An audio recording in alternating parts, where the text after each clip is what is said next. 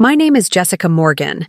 I'm 32 years old, and when I arrived at my childhood home for our traditional family Thanksgiving celebration carrying homemade pumpkin pie and wearing the dress I had bought specifically for our family dinner, my father William opened the door, looked me straight in the eye, and said, "Wrong address, stranger," before closing the door in my face while I could hear the laughter and conversation of 20 family members who were already celebrating inside without me. What he didn't know was that his cruel rejection of the daughter who had been secretly paying thousands of dollars monthly to keep his household running would cost him everything he took for granted, because the stranger he had just dismissed was also the anonymous benefactor whose financial support made his comfortable lifestyle and family gatherings possible. Standing on the front porch of my childhood home, holding my homemade dessert, and staring at the closed door that had just been slammed in my face, I felt a combination of shock, humiliation, and growing confusion about what had just happened. The house where I had grown up, where I had celebrated every Thanksgiving for 32 years, had suddenly become a place where I was unwelcome and unrecognized by my own father. This has to be some kind of mistake, I thought initially, assuming that my father was playing some kind of awkward joke or that he was confused about the timing of our family gathering. But the coldness in his eyes and the finality with which he had closed the door suggested something much more deliberate and cruel than confusion or mistaken identity. Through the windows, I could see the warm glow of our family's traditional Thanksgiving celebration proceeding exactly as it always had, with relatives filling the living room and dining room, children playing in the background, and the familiar sounds of conversation and laughter that had always made this day special for our extended family. The only difference was that I was standing outside looking in, excluded from a tradition I had never missed in my adult life. The cars in the driveway told the story of who was inside: my sister Lauren's SUV, my Aunt Patricia's sedan, my Uncle Robert's pickup truck, and several other vehicles belonging to cousins and family friends who had apparently all been invited to our family gathering. Everyone was there except me, which meant my exclusion wasn't an oversight or miscommunication. It was a deliberate decision that multiple family members had agreed to participate in. Maybe I got the date wrong, I thought desperately, trying to find some explanation that didn't involve my family deliberately excluding me from Thanksgiving while allowing me to believe I was welcome until the moment I arrived at their door. But I knew I hadn't gotten the date wrong, because I had confirmed the details with my mother Carol just 3 days earlier during our regular phone conversation. The homemade pumpkin pie I was holding had taken me 3 hours to prepare the night before, using my grandmother's recipe that had always been my contribution to our family's Thanksgiving dessert selection. I had carefully transported it in a special carrying case to ensure it arrived perfectly intact, never imagining that I wouldn't be allowed inside to share it with the family members I had made it for. My dress was new, purchased specifically for this Thanksgiving celebration, because I wanted to look nice for our family photos and contribute to the festive atmosphere that made our gatherings special. I had spent time that morning styling my hair and applying makeup, preparing for what I had expected would be one of the most enjoyable days of the year, surrounded by people who loved and valued my presence. But as I stood on that porch, holding my unwelcome dessert and wearing my pointless dress, I began to understand that something fundamental had changed in my family relationships without my knowledge or understanding. The exclusion I was experiencing wasn't spontaneous. It was planned, coordinated, and executed with the kind of precision that required multiple people to agree on my rejection. Have you ever felt the devastating realization that people you loved and trusted had been planning to hurt you while you remained completely unaware of their intentions? That's exactly what I was experiencing as I processed the fact that my family had celebrated my exclusion while I prepared to celebrate with them. The most painful aspect of standing outside my childhood home wasn't just the rejection itself. It was the understanding that everyone inside had known I would be excluded while I remained ignorant of their plans until the moment of my humiliation. 20 family members were enjoying Thanksgiving dinner while knowing that Jessica had been deliberately uninvited, and not one of them had warned me or objected to my exclusion.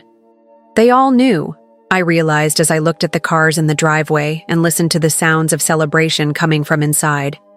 Every single person in there knew I wasn't supposed to be here, and none of them cared enough to tell me or include me in whatever decision led to this. The conspiracy required coordination and communication that had happened without my knowledge over days or possibly weeks of planning. Someone had to contact all the family members, someone had to coordinate the meal contributions, and someone had to ensure that everyone understood Jessica would not be attending this year's celebration. After standing on the porch for 10 minutes, trying to process what had happened and decide how to respond, I finally accepted that I wasn't going to be let inside and that my presence was genuinely unwanted by people I had assumed loved me. I walked back to my car with as much dignity as I could maintain, placed my rejected pumpkin pie on the passenger seat, and sat in my driveway trying to understand what had just occurred.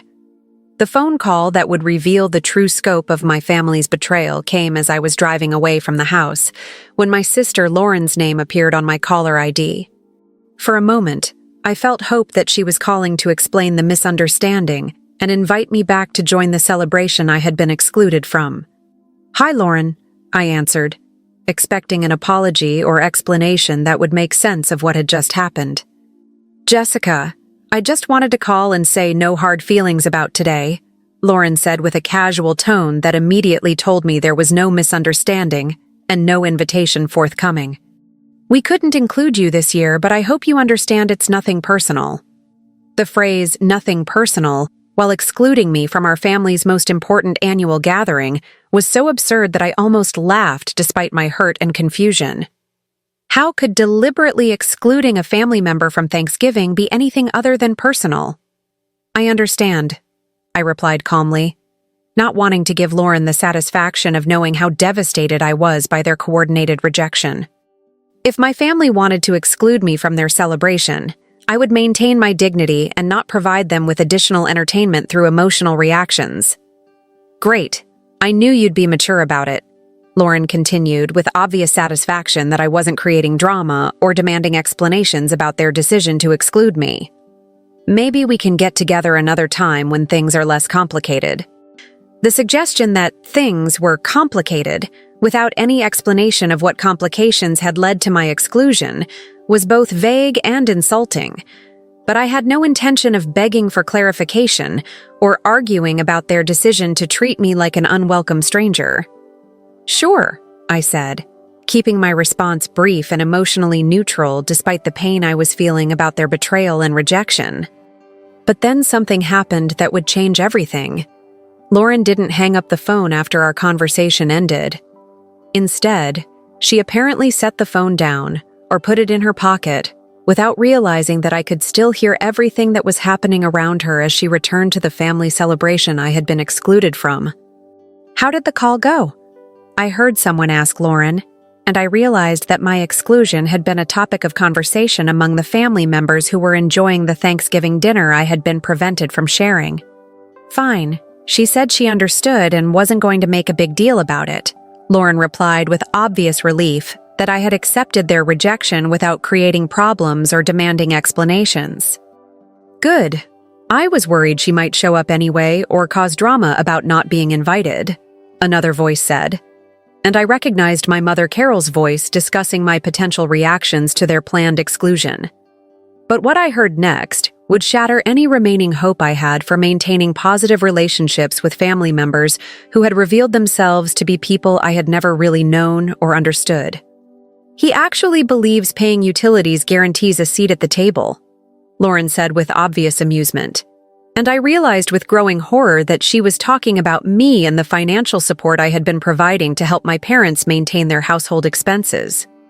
The casual mockery of my financial contributions while excluding me from the family gathering those contributions helped make possible was so cruel and hypocritical that I couldn't initially process the magnitude of their betrayal. They had been taking my money while laughing at my belief that supporting family created belonging and mutual respect. Have you ever discovered that people you loved were mocking your generosity while benefiting from your support?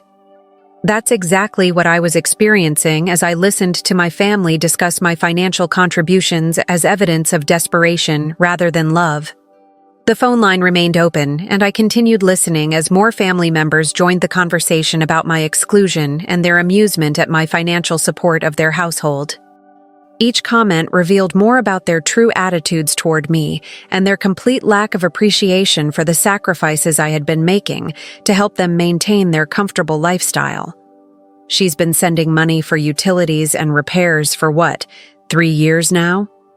My Uncle Robert's voice joined the conversation. I always thought it was weird how eager she was to pay for things without being asked. More like 4 years, my father William replied, and I could hear the dismissive tone he used when discussing my financial contributions that had kept his household running smoothly. She started right after I mentioned having trouble with the electric bill that one time.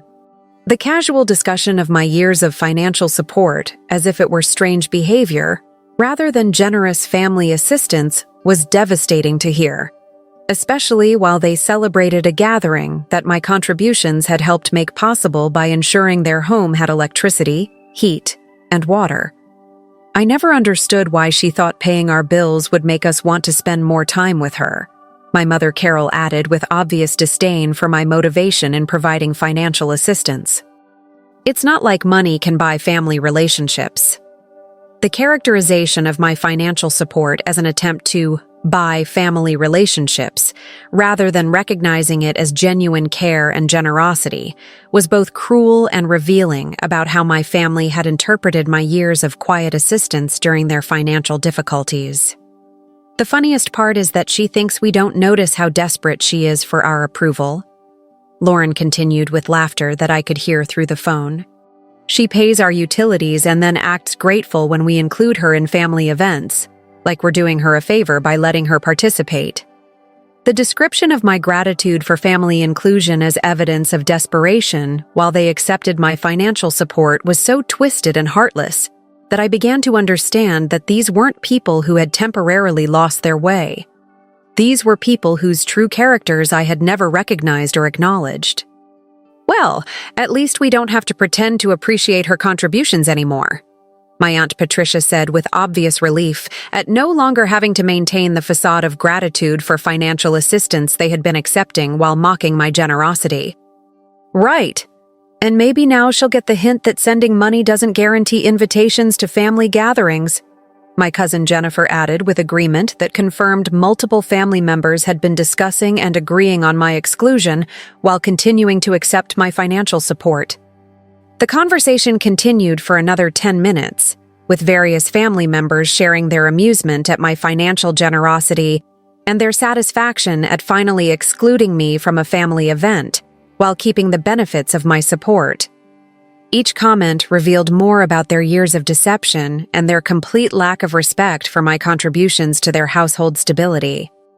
As I listened to my family mock my generosity while enjoying the Thanksgiving celebration that my financial support had helped make possible, I began to understand that their cruelty wasn't just about excluding me from one dinner. It was about years of taking advantage of my love and financial assistance while viewing me as someone whose feelings and inclusion were optional conveniences rather than family obligations. But while my family celebrated their successful exclusion of me while continuing to benefit from my financial support, they had no idea that their mockery was being overheard by the person whose anonymous generosity had made their comfortable lifestyle possible, and that their cruel amusement was about to become very expensive. The woman they had excluded from Thanksgiving while mocking her financial contributions was about to show them exactly how much their comfortable celebration depended on the desperate generosity of the stranger they had just rejected at their door. The devastating realization that my family had been accepting my financial support while secretly mocking my generosity and planning my exclusion motivated me to finally examine the full scope of how much money I had been contributing to their household expenses over the years, and what I discovered was both shocking and empowering as I understood the extent of their dependence on my anonymous support. For 4 years, I had been quietly covering my parents' monthly utility bills after my father had mentioned during one family gathering that they were struggling with increased electricity costs due to rising energy prices and my mother's need for medical equipment that required constant power. What had started as temporary assistance during a difficult period had evolved into comprehensive financial support that covered far more than utilities. "Let me help with the electric bill until Dad's business improves," I had offered, thinking I was providing short-term assistance during a financial rough patch. But the business never improved, and my assistance expanded to include gas, water, internet, and eventually home insurance, property taxes, and emergency repairs that my parents couldn't afford on their fixed retirement income. My monthly contributions to my parents' household expenses totaled $2,147, including $387 for electricity, $156 for gas heating, $89 for water and sewer, $145 for internet and cable services, $234 for homeowners insurance, $200 for property tax installments, and $636 for a home repair fund that covered everything from plumbing emergencies to appliance replacements. But the financial support extended beyond regular monthly expenses to include major repairs and improvements that had prevented my parents from losing their home to foreclosure, or having utilities shut off during financial crises that they had never fully explained or resolved through their own efforts. Over the past year alone, I had contributed an additional $8,400 for emergency expenses, including $3,200 for HVAC system repairs, $2,100 for roof maintenance, $1,800 for plumbing updates, and $1,300 for electrical work that brought their home up to safety codes. These weren't luxury improvements. They were essential maintenance that kept my parents' house habitable and legally compliant with municipal requirements. The financial arrangements had been structured to preserve my parents' dignity by making my contributions appear as gifts rather than charity, and by handling payments directly with utility companies and service providers so that William and Carol never had to acknowledge their dependence on my support during family gatherings or social situations. I don't want them to feel embarrassed about needing help, I had thought when I established the payment systems that made my financial contributions invisible to extended family members and social contacts who might have judged my parents for requiring assistance from their daughter. But as I listened to my family mock my financial generosity while enjoying the Thanksgiving celebration that my money had made possible, I began to understand that my efforts to preserve their dignity had actually enabled them to take my support for granted while treating me as someone whose feelings and inclusion were optional. Have you ever realized that your efforts to help people while preserving their pride had actually made them feel entitled to your support while losing respect for your generosity? That's exactly what I was discovering as I reviewed the extent of my financial contributions to people who had just excluded me from their family celebration. The utility accounts were all in my name because my parents' credit had been damaged by previous financial difficulties, which meant I had legal authority to make changes to their service arrangements without requiring their permission or cooperation. The home insurance policy listed me as an additional insured party because my financial contributions had made me a stakeholder in protecting the property value. The repair fund was managed through a checking account that I had established and funded, with automatic transfers that ensured my parents always had resources available for household emergencies, without having to ask for help or explain their financial needs to family members who didn't know about their ongoing struggles. I should have realized that making their support invisible would also make me invisible, I thought, as I understood how my anonymous financial assistance had allowed my family to maintain their social status and family gatherings without acknowledging the source of their stability. The comprehensive financial support I had been providing wasn't just covering basic needs, it was enabling a lifestyle and social status that my parents couldn't have maintained without my contributions, including their ability to host family gatherings and maintain the home that served as the center of our extended family's celebrations. The Thanksgiving dinner that I had just been excluded from was being held in a house that I was essentially subsidizing, using utilities that I was paying for, with heating and lighting that I was funding, while eating food that could be prepared and served because I had ensured the kitchen appliances were functional and the dining room was comfortable. They're celebrating my exclusion using the resources I provided. I realized with growing anger about the hypocrisy and ingratitude of people who had taken my financial support while planning to humiliate me in front of extended family members who had no idea how much I had contributed to making their gathering possible.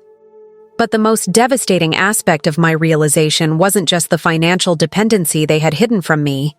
It was understanding that my parents had allowed extended family members to mock my generosity without defending my contributions or acknowledging how my support had made their comfortable lifestyle and family gatherings possible. As I sat in my car reviewing the extensive documentation of my financial contributions while listening to my family's continued mockery through the phone line that Lauren had failed to disconnect, I began to understand that their cruel exclusion had also revealed something important. I had far more power over their comfortable celebration than they realized. The family that had excluded me while mocking my financial generosity was about to discover that their anonymous benefactor's cooperation wasn't something they could take for granted while treating her as an unwelcome stranger whose feelings didn't matter. Their perfect Thanksgiving celebration was about to become much less comfortable when the stranger they had rejected decided to withdraw the financial support that made their gathering possible. The decision to withdraw all financial support from people who had excluded me while mocking my generosity felt both emotionally satisfying and ethically justified, as I realized that continuing to subsidize their lifestyle while they treated me with contempt would only enable further abuse and disrespect from family members who had revealed their true character through their cruel conspiracy. Using my phone while still parked outside their house, I began the process of systematically terminating every aspect of the financial support I had been providing, starting with the utility services that were keeping their Thanksgiving celebration warm, bright, and comfortable while they laughed about my desperate generosity. Consolidated Electric, this is Maria. How can I help you? The customer service representative answered when I called to cancel the electricity service that I had been paying for over 4 years. I need to immediately discontinue service to my account, I said, providing the account number and verification information that confirmed my authority to make changes to the electrical service at my parents' address. Ms. Morgan, I see you've been a reliable customer for several years with automatic payment arrangements, Maria replied after reviewing my account. Is there a problem with the service or the billing that we can help resolve? No problem with the service, I said calmly. I'm moving and need to terminate service effective immediately. The electrical service termination would take effect within 2 hours, which meant my family's Thanksgiving celebration would soon be conducted by candlelight unless they had flashlights and battery-powered alternatives they had never needed while enjoying the utilities I provided. I also need to make similar changes to the gas service account, I continued, calling the natural gas company that provided heating fuel for my parents' home during November weather that required indoor heating for comfort and safety.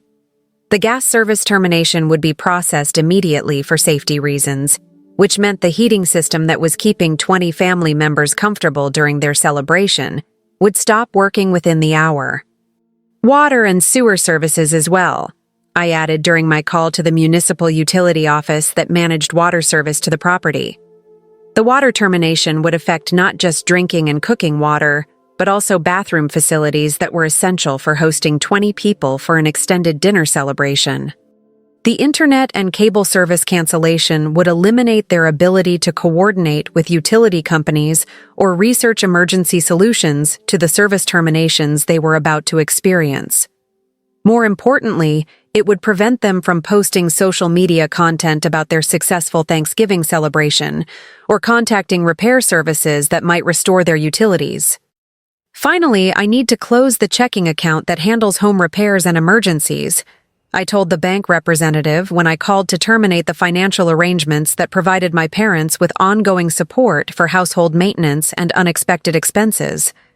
The account closure would eliminate not just the immediate funds available for emergency utility restoration, but also the ongoing financial safety net that had protected my parents from the consequences of their poor financial planning and management. Have you ever felt the satisfaction of withdrawing support from people who had taken your generosity for granted while mocking your contributions behind your back? That's exactly what I was experiencing as I systematically eliminated every aspect of the financial assistance that had enabled their comfortable lifestyle and family celebrations. The timing of the utility terminations was perfect. My family's Thanksgiving dinner was at its peak, with multiple generations gathered around a table laden with traditional foods that required electricity for preparation, gas for cooking, water for cleaning, and heating for comfort during November weather in our northern climate. This is what they wanted, I thought with growing satisfaction as I completed the final service termination call. They wanted to exclude the stranger who was paying their bills. Now they get to celebrate without my financial support as well as without my presence. The utility terminations would create immediate practical problems that would interrupt their celebration and force them to deal with the reality of their dependence on my financial support. But the psychological impact would be even more significant as they realized that their mockery had been overheard by the person whose generosity they had been ridiculing. By 4:30 p.m., I had completed all the service terminations and account closures that would eliminate my parents' access to electricity, heating, water, internet, and emergency funds. Their Thanksgiving celebration was about to become much more challenging as they discovered what their household looked like without the anonymous financial support they had been taking for granted. Let's see how much they enjoy their family gathering when they have to explain to 20 relatives why the utilities are being shut off during dinner. I thought as I drove away from the neighborhood where my childhood home was about to become very dark, very cold, and very uncomfortable. The family that had celebrated excluding me while mocking my financial contributions was about to learn that their comfortable lifestyle depended entirely on the generosity of the stranger they had just rejected, and that their cruel amusement would have immediate and dramatic consequences they had never anticipated. The phone in my purse was about to explode with desperate calls from family members who were discovering that excluding their financial benefactor from family celebrations was the most expensive mistake they had ever made together. The immediate consequences of my utility terminations began exactly as I had anticipated, with my phone starting to ring frantically as my family's Thanksgiving celebration was transformed from a comfortable gathering into a crisis that required emergency problem-solving during what was supposed to be their relaxing holiday. The first call came at 5:15 p.m. from my mother's phone, but I let it go to voicemail along with all the subsequent calls that followed as my family discovered that their celebration was being conducted without electricity, heating, water, or internet access. I wanted to hear their panic and desperation, but I had no intention of providing immediate solutions to problems they had created through their cruel exclusion and mockery of my support. Jessica, something's wrong with the utilities, and we need your help figuring out what happened. My mother's first voicemail message revealed her immediate assumption that I would solve their problems despite their treatment of me. The electricity went out during dinner, and the gas heating stopped working. We have 20 people here and no way to finish cooking or keep everyone warm. The expectation that I would help figuring out what happened while they had just excluded me from their celebration was both predictable and revealing about their continued view of me as someone whose assistance should be available regardless of how they treated me personally. Jessica, this is Dad calling. We're having some kind of utility emergency and need to know if you have contact information for emergency repair services.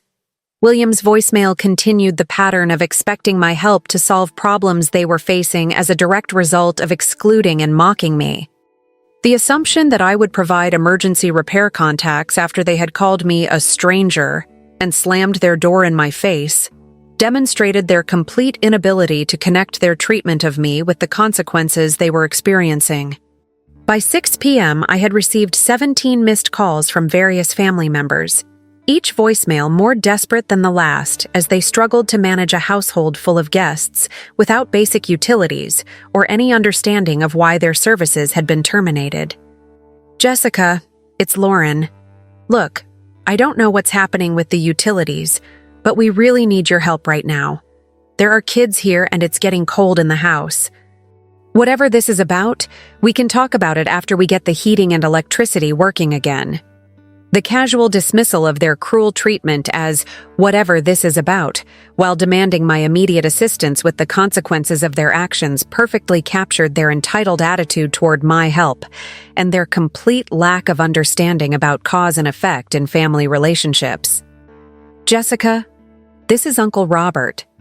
Your parents are really upset about the utility problems, and we're all trying to figure out what to do with 20 people in a house without heat or lights.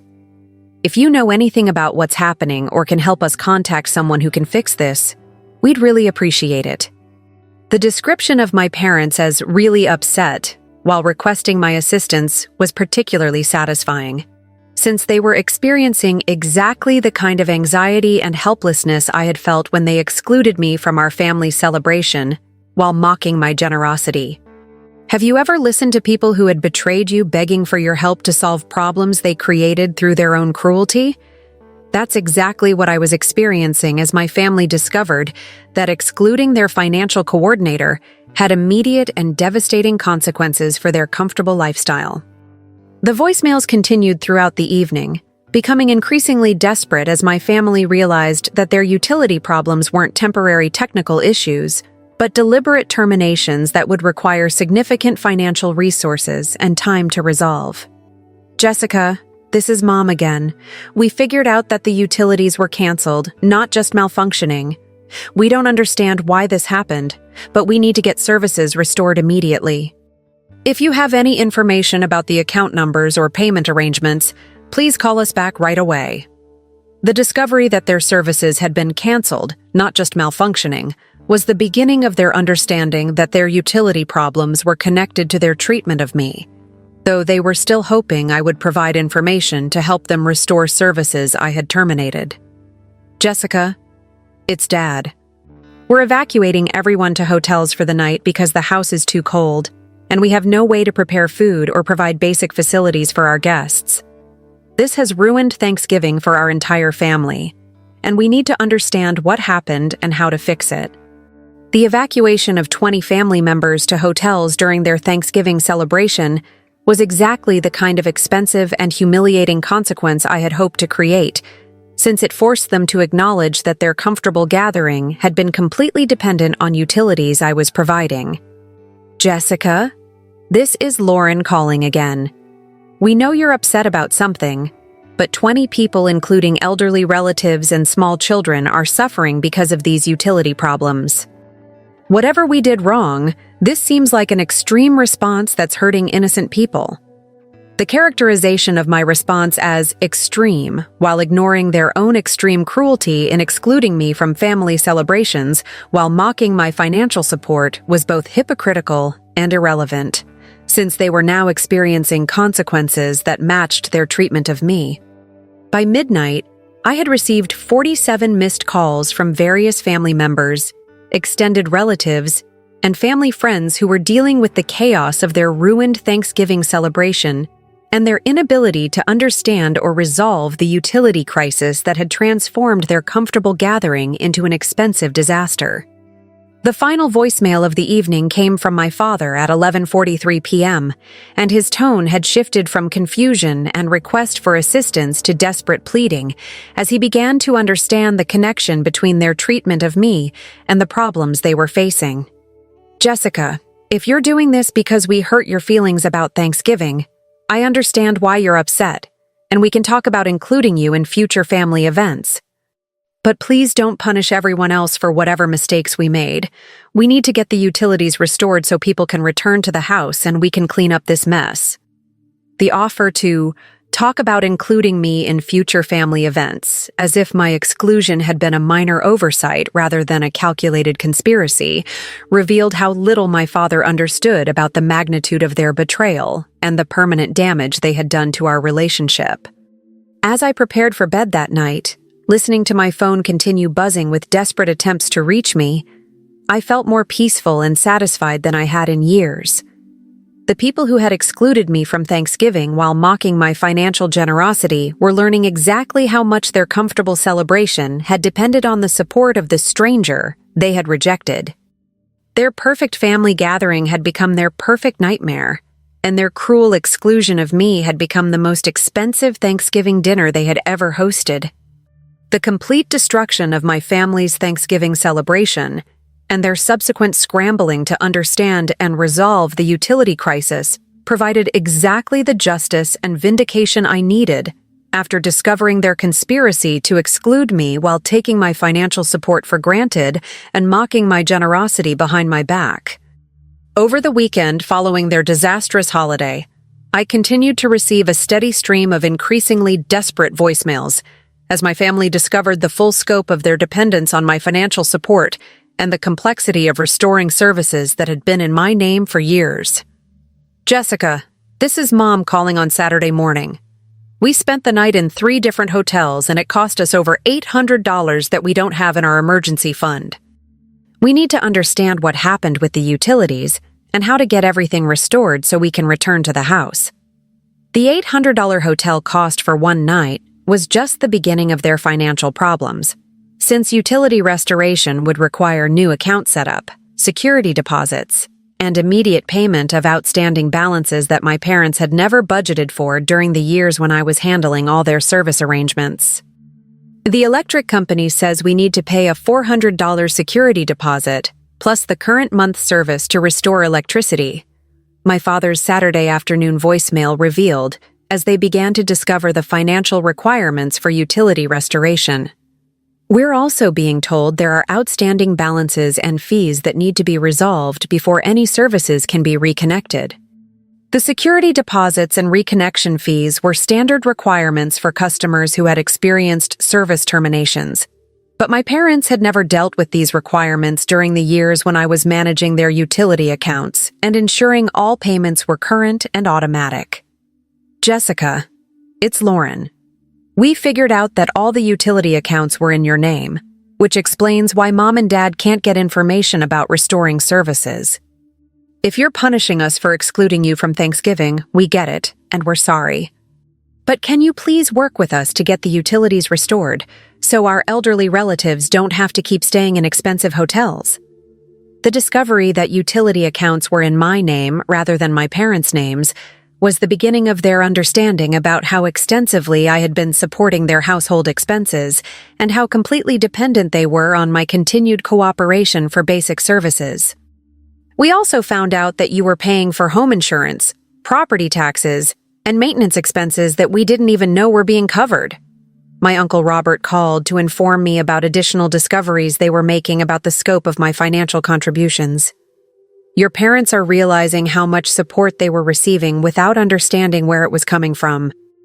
Have you ever felt vindicated when people who had taken you for granted finally understood the extent of your contributions to their comfort and stability?